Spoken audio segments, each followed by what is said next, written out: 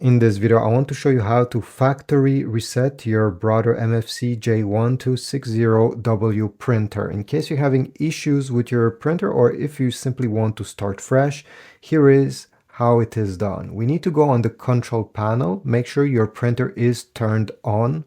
So with one finger, you're going to press the stop button, and with the other finger at the same time, you're going to press the monocopy button. We'll press both of these buttons for 2 seconds and then lift them. Okay, let's do it.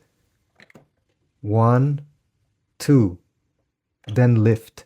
You're going to see this light flashing. Now it's time to press 2 seconds on the color copy button. So 1, 2, and then lift.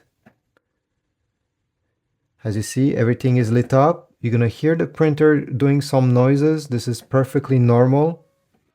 The printer will restart after doing the factory reset. And as you see right now, the Wi-Fi light is currently blinking, signifying that the reset has been done and it's currently disconnected from any Wi-Fi network. It's ready to be set up as a brand new printer. So again, you press the monocopy and the stop button 2 seconds, lift, and then press the copy button 2 seconds, lift, and this is about it.